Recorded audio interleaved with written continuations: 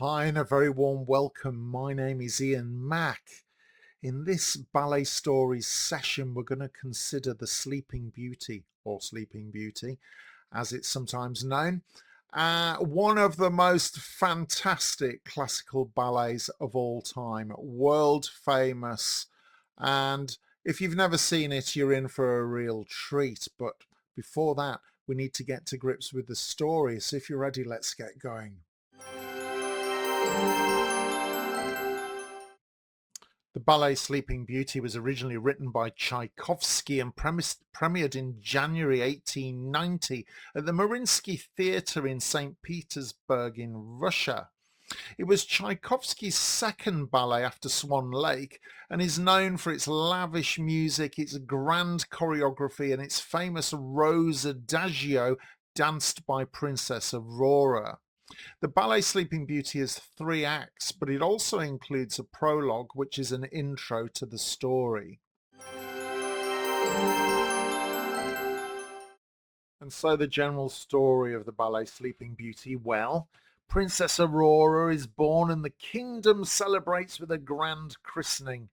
But the wicked fairy Caraboss, angry at not being invited, curses Aurora. On her 16th birthday, she will prick her finger on a spindle and she will die. Luckily, the lilac fairy softens the curse. Instead of dying, Aurora will fall into a deep sleep until awakened by a true love's kiss. Years later, on her birthday, Aurora accidentally pricks her finger and falls into an enchanted sleep. The entire kingdom slumbers with her, hidden by the lilac fairy's magic. 100 years later, Prince Desiree is guided to the castle by the lilac fairy. He finds Aurora, kisses her, and breaks the spell. The kingdom awakens and Aurora and the prince marry in joyful celebration with fairy tale guests like Puss in Boots and Little Red Riding Hood. It is, of course, the perfect romantic fairy tale.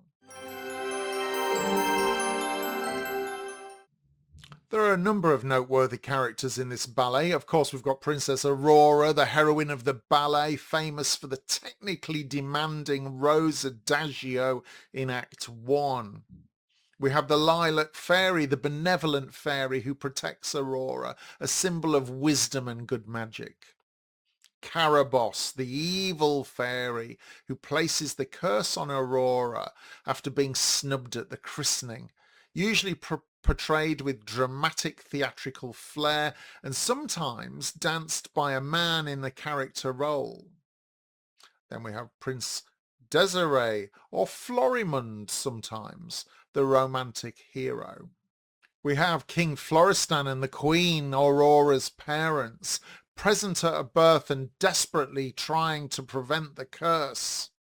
The fairies, a group of magical beings who bestow gifts like grace, beauty and charm upon Aurora at her christening, each as a unique variation or solo in the prologue.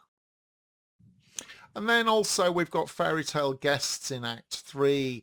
They appear at the wedding celebration and they often include Puss in Boots and the White Cat, Bluebird and Princess Florine, Little Red Riding Hood and the Wolf, and Cinderella or other storybook characters. It really varies by production. The ballet commences with a prologue to the story, the grand christening. The kingdom is celebrating the birth of Princess Aurora with a grand christening ceremony at the royal palace. Several fairies arrive, each bestowing magical gifts on the baby, such as beauty, grace, joy, and charm. Just as the celebrations are in full swing, the evil fairy Caraboss bursts in, furious that she wasn't invited. In revenge, she casts a dark curse.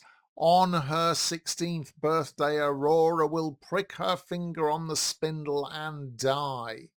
Luckily, the lilac fairy, who hasn't yet given her a gift, steps forward and softens the curse. She says Aurora will not die. Instead, she'll fall into a deep sleep for 100 years, only to be awakened by true love's kiss. The court is shaken, but hopeful as the fairies disappear and the curtain falls on the enchanted beginning of Aurora's story.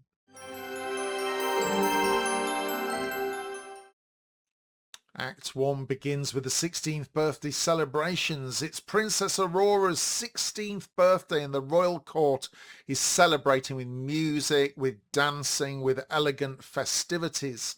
Aurora meets 4 noble suitors who hope to win her hand in marriage. She dances the famous Rose Adagio, receiving roses from each of them. A dazzling display of grace and strength. And it's well worth looking out for that in particular. But the joy is short-lived. An old woman appears and gives Aurora a spinning wheel, something banned from the kingdom. Curious, Aurora pricks her finger on the spindle and instantly falls to the ground.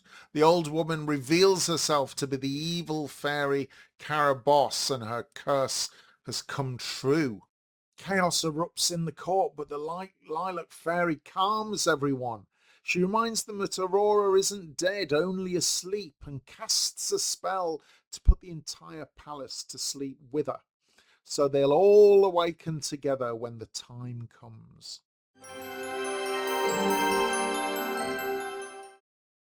As Act 2 begins, 100 years have passed. In a forest, Prince Désiré is out hunting with his court, but he feels restless and unsatisfied. Suddenly the lilac fairy appears and shows him a vision of Princess Aurora dancing gracefully like a dream. Captivated, the prince begs to meet her. The lilac fairy leads him through the enchanted forest to the castle, now overgrown and silent. Inside, everyone lies asleep, the entire kingdom frozen in time. The prince finds Aurora lying still, beautiful, as if in a dream. He gently kisses her, breaking Carabosse's curse. At once Aurora awakens, and so does the whole kingdom. The court rejoices as Aurora and the prince fall in love, and preparations begin for their magnificent wedding. In Act 3, the scene opens with a grand celebration. Princess Aurora and Prince Désiré's wedding is taking place in the royal palace. The court is beautifully decorated and guests from far and wide have gathered to honour the couple. As part of the festivities, a dazzling series of character dances unfolds, performed by beloved fairy tale figures such as Puss in Boots and the White Cat, Little Red Riding Hood and the Wolf, Cinderella, Bluebird and the Princess Florine, and many more. It depends on the production. These joyful performances reflect the magical and fairy tale world the story inhabits. After the dances, Aurora and Désiré perform a beautiful wedding pas de deux showcasing love, harmony and royal elegance. The ballet ends with a majestic finale as the lilac fairy blesses the union and the entire court celebrates the triumph of love, destiny and light over darkness.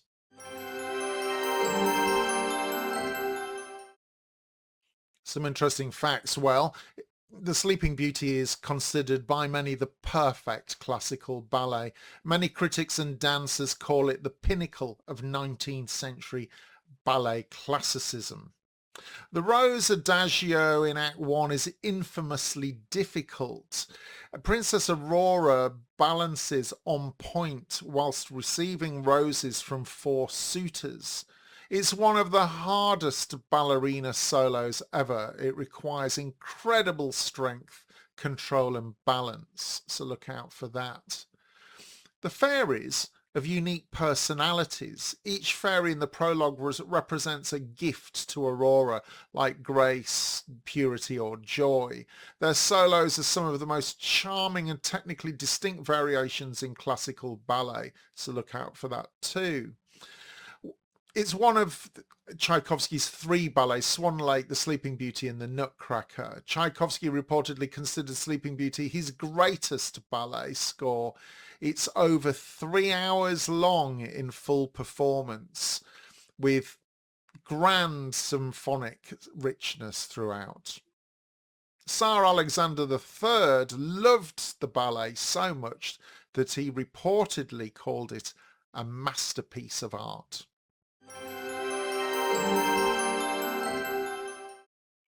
Goodness me, who would not want to see such a magical and gorgeous ballet as The Sleeping Beauty?